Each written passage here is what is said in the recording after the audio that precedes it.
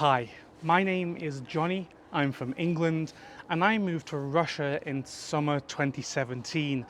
That's almost 8 years ago now.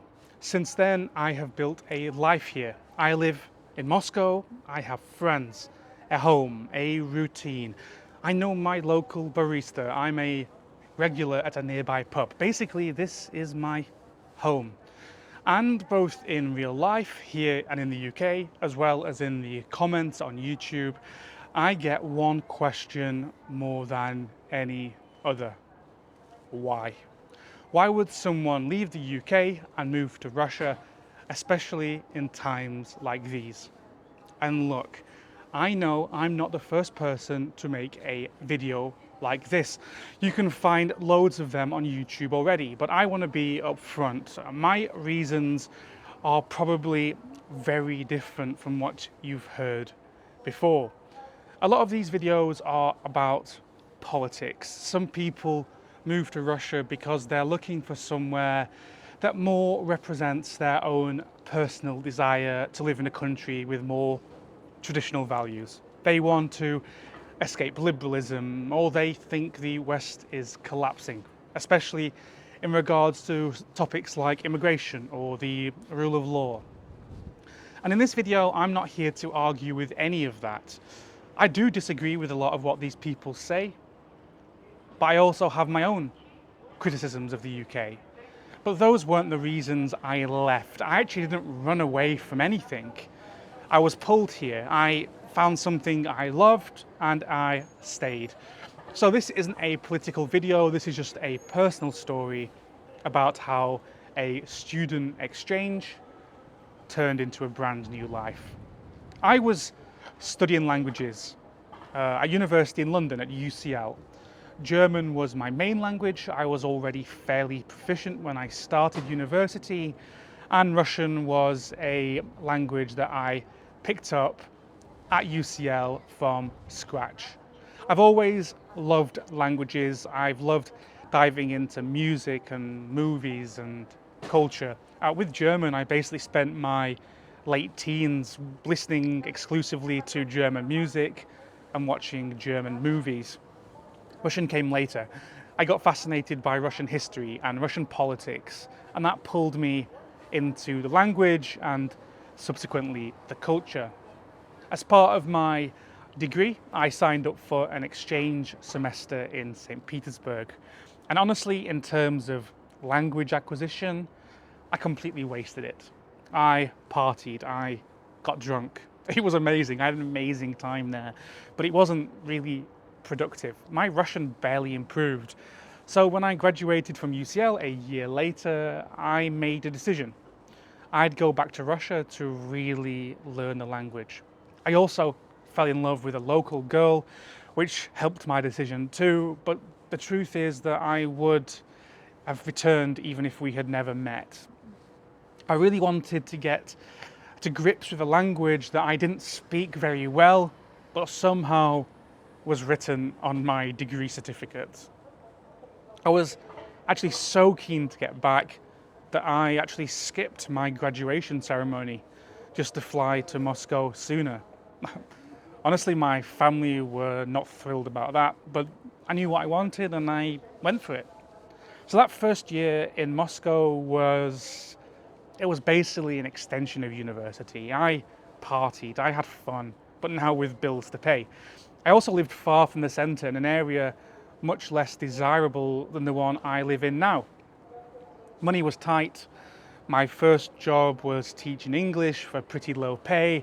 It was just to get my foot in the door of Russia because they helped me out with a visa, and I assumed that I'd move on to something bigger and better quickly, and I did. I actually left that first job after about 6 months.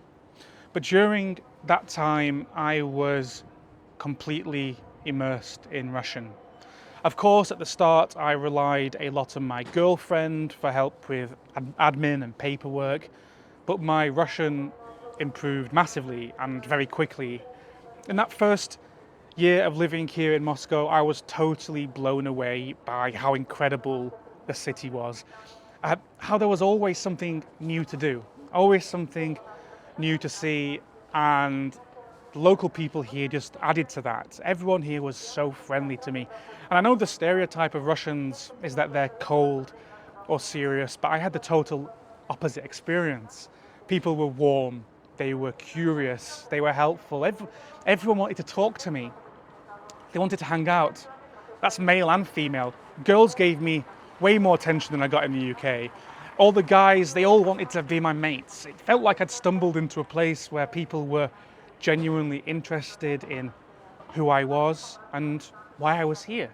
And that was a really nice way to be eased into Russia, even though 8 years later, I really have no desire nowadays just to be friends with someone because they're interested in me because I'm foreign. But at the time, it really helped. And the moment it really clicked for me, the moment I realized that something had shifted inside me, was when I flew back to the UK after that semester in St. Petersburg. I landed in London and I instantly wanted to go back to Russia.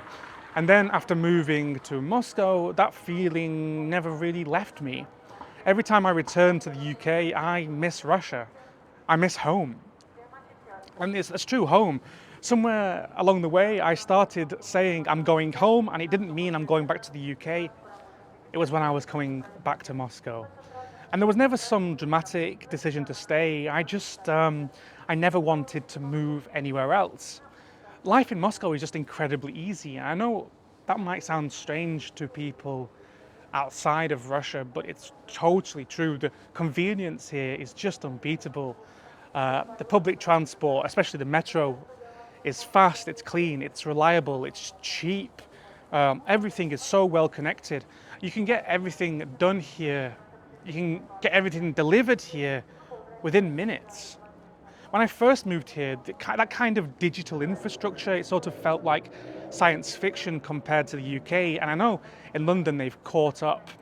But in Russia back then, it was just miles ahead in terms of banking apps, delivery apps, online services. And also, the nightlife here is insane. The energy of this city is incredible. You go out for a drink and suddenly it's 6 a.m. and you're walking along the river, you've got a kebab, having some philosophical debate with strangers. It's so different to in London, where the clubs are closed at 3, and if you're lucky, maybe McDonald's is still open. And the truth is, you can just never be bored in Moscow. At least I can't. And that's really one of the main reasons I'm still here. And of course, I do miss some things. British food mainly. I'd love a proper fish and chip shop or a greasy spoon next door. That kind of thing just doesn't exist here. You can find British snacks and ingredients if you know where to look, but it's just not the same.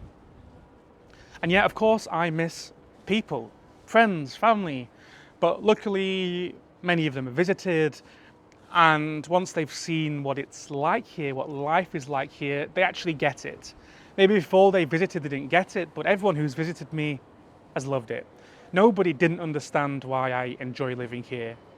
One of my friends actually didn't want to leave, and I'm going to be honest, he might not have gone back home if he didn't have work to get back to.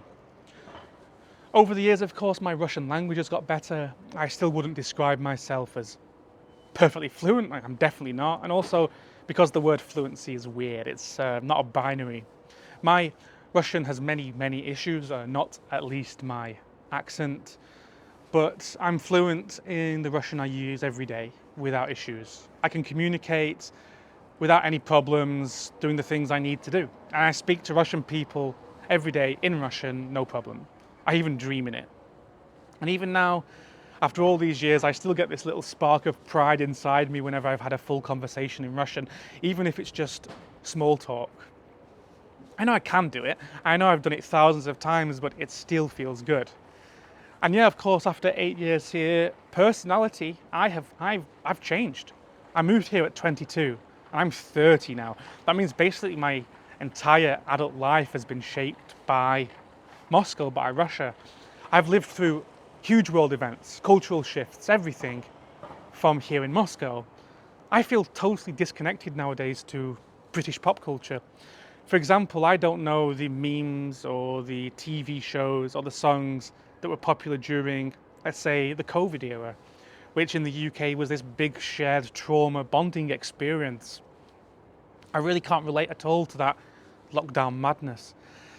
And if we look at culture nowadays in 2025, I look at the UK music charts and I don't recognise anyone. And that's not like an age thing. It's not, oh, things were better when I was younger, because I do recognise almost everyone on the Russian charts. I actually actively keep up with what the kids are listening to today, but I don't keep up with what's happening in the UK. And in many ways, I've adapted.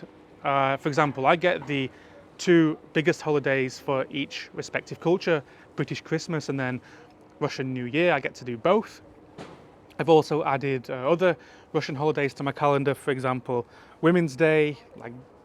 I've also added other cultural aspects, going to the banya, spending many summer weekends at the dacha. So I've taken in many parts of Russian culture, the parts that I love, but of course I'm still foreign and that'll never change. And honestly, I feel like I'm getting the best of both worlds.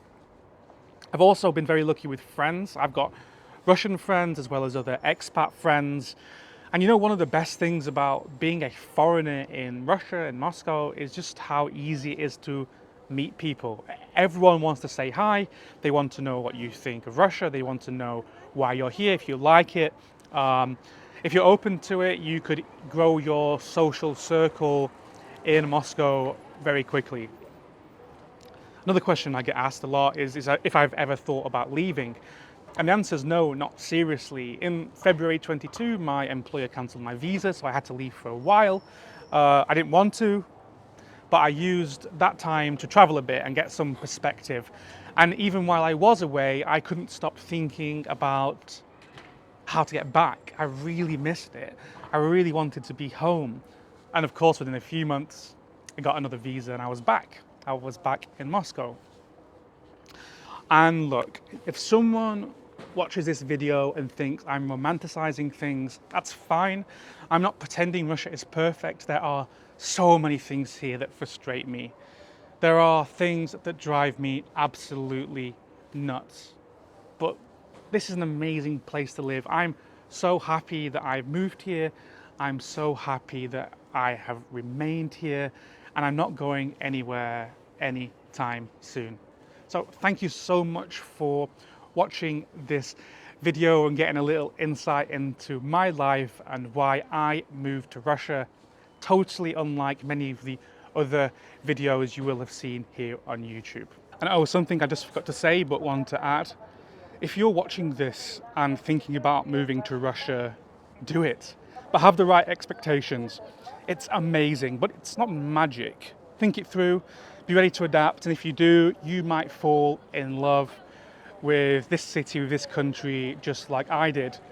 In the end, I didn't leave the UK to escape anything. I left because I found something better for me. I've built a life here. I've basically grown up here now. And even today, 8 years later, I just want people to know that. Thank you for watching this video. If you'd like more content, early access to my videos, or simply want to support my work, please consider joining as a member here on YouTube.